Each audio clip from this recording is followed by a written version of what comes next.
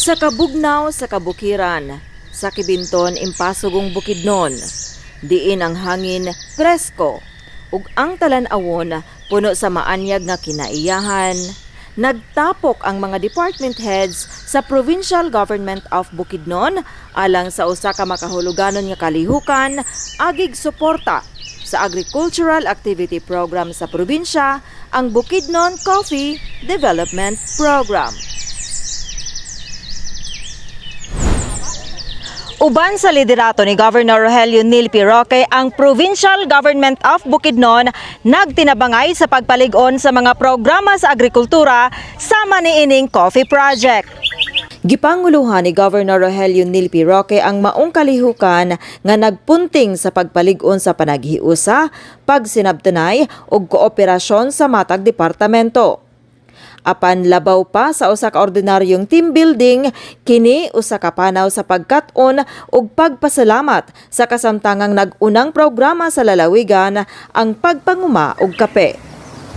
Well, kaya tuwang executive order sa tuwang mga hisakupan sa tibok probinsya, no? Mga empleyado nato dirita mag-team building sa itong coffee project. Okay. No?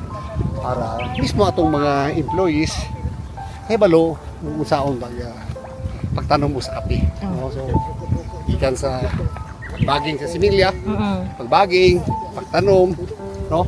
Apil na siya sa educational program nato dire, no? Sa Kibinton. So, hopefully, daghan maka-learn o makatanong po ng kape. Pinaagi sa nagkalanlaing mga buluhaton nga nagkinahanglan og koordinasyon og pagsalig sa matag usa, napalig-on ang relasyon sa matag department heads isip usa ka organisasyon. Kani sa department heads, support sa provincial governors, program to coffee development, and then para sad makahibalo og unsa ang proseso sa pagtanom padulong sa production sa coffee. Ang matag pahiyom, ang matag katawa ug ang matag paningkamot nagpakita nga ang tinuod nga kalampusan nagikan sa panaghiusa.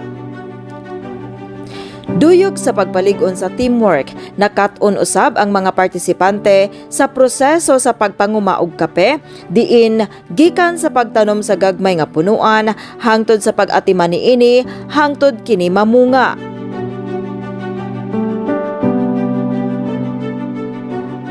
Ilawom sa kabugnaw nga klema sa kabukiran na sinati sa matag usa ang kakugi sa atong mga mag-uuma nga naghatag og dakong kontribusyon sa lokal nga ekonomiya.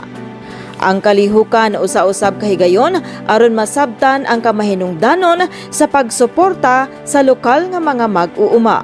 Initially, curious me. In fact, medyo hesitant pa gani ang uban. But pag-abot na mo din nalipay mi kay at least nakita na mo unsa gyud sa ground level ang paggikan sa pagtanom hangtod sa pag-rejuvenate and sa unsay proseso sa pagkuan sa kape. And I think ako personally nanagay ko gamay nga kapihan, but I think beneficial ni sa mga farmers nato sa Bukidnon nga long term nga farming system. Ano yan ma'am, sugod na gawas, na, kani. Sumana ni siya. Naso siya February 18, karon is 13. Suwa pa siya mag 1 month, di ba? So 3 weeks to 1 month ang iyang kuan aya siya mogawas. Sumana ni siya ang Pinaagi sa paghiusa diha sa pagkat-on og pagtinabangay, napakita ang lig-on nga kolaborasyon tali sa mga lider sa matag opisina sa Provincial Government of Bukidnon maoy pundasyon sa malungtarong kalambuan.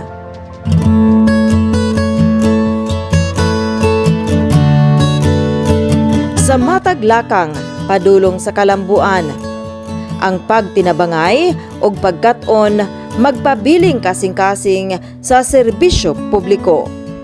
Usa ka adlaw sa Kibinton, usa ka dakong lakang alang sa mas lig-on nga Bukidnon.